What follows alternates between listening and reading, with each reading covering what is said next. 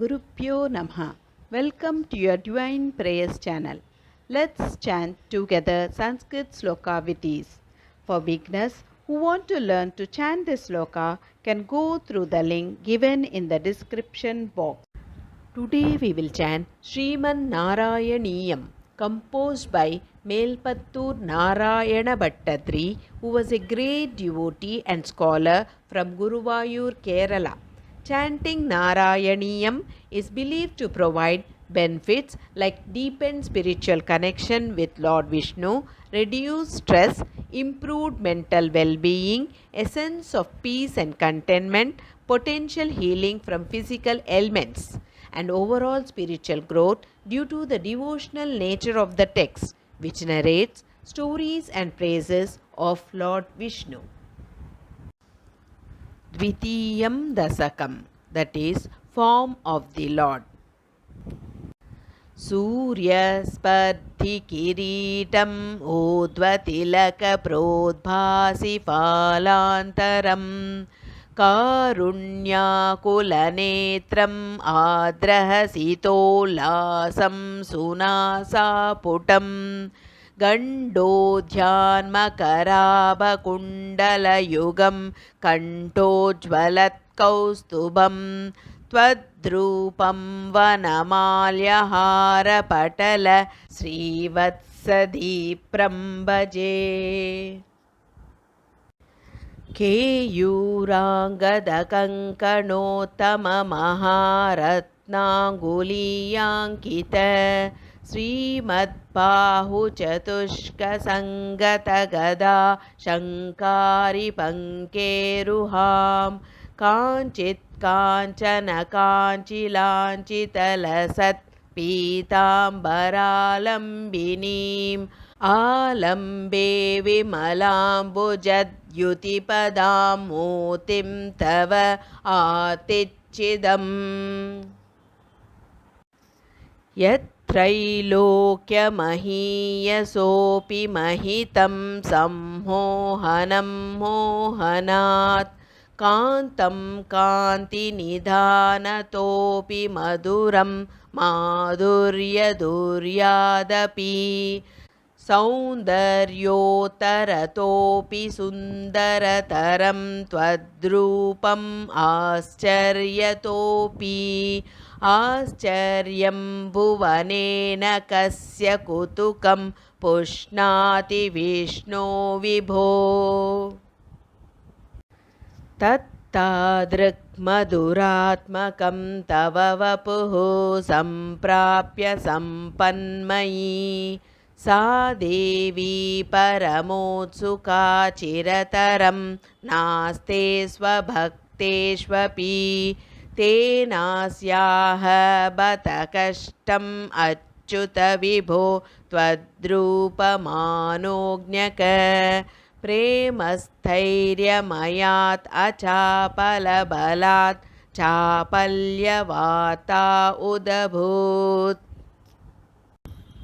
Lakshmi tavakaramaniyakarutaiva iyam pareshu astireti Asmin anyadapi pramanam aduna vakshami lakshmi pate Etvadhyana gunanukitana rasa saktahi bhakta janaha Teshvesha vasati sthiraiva daita prasthavadattadhara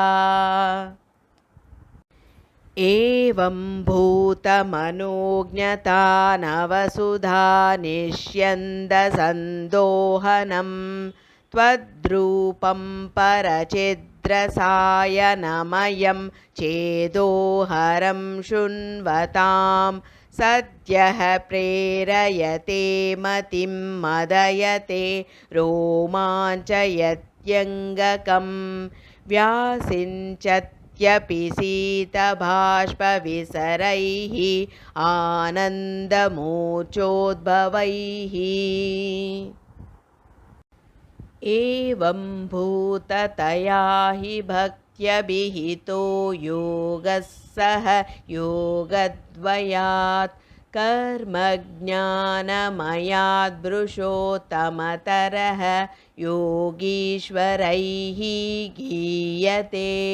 सौन्दर्यैकरसात्मके त्वयि खलु प्रेम प्रकर्षात्मिका भक्तिः निःश्रममेव विश्वपुरुषैः लभ्या रमावल्लभ निष्कामं नियत स्वधर्मचरणं यत्कर्मयोगाभिदं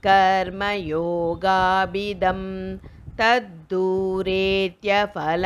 यत् औपनिषदज्ञानोपलभ्यं पुनः तत्तु अव्यक्ततया सुदुर्गमतरं चित्तस्य तस्माद्विभो त्वत्प्रेमात्मकभक्तिरेव सततं स्वादीयसी श्रेयसी अत्यायासकराणि कर्मपटलानि आचर्य निर्यन्मलाः बोधे भक्तिपते तवापि उचितताम् आयन्ति किं तावता क्लिष्ट्वा तर्कपते परं तव वपुः ब्रह्माख्यम् अन्ये पुनः चित्ताद्रत्वं कृते विचिन्त्य बहुभिः सिद्ध्यन्ति जन्मान्तरैः त्वद्भक्तिस्तु कथारसामृतजरी निर्मज्जनेन स्वयं सिद्ध्यन्ति विमलप्रबोधपदवीम् अक्लेशतः तन्वती सद्यः सिद्धिकरी जयति अयि विभो सैवास्तु मे त्वत्पद प्रेम प्रौढिरसाद्रता द्रुततरं वातालयादीश्वर ॐ तत्सदिति श्रीमन्नारायणीये द्वितीयं दशकं समाप्तम् यदक्षरपदभ्रष्टं मात्राहीनं तु यद्भवेत् तत्सर्वं क्षम्यतां देव श्रीकृष्ण नमोऽस्तु ते विसर्गबिन्दुमात्राणि पदपादाक्षराणि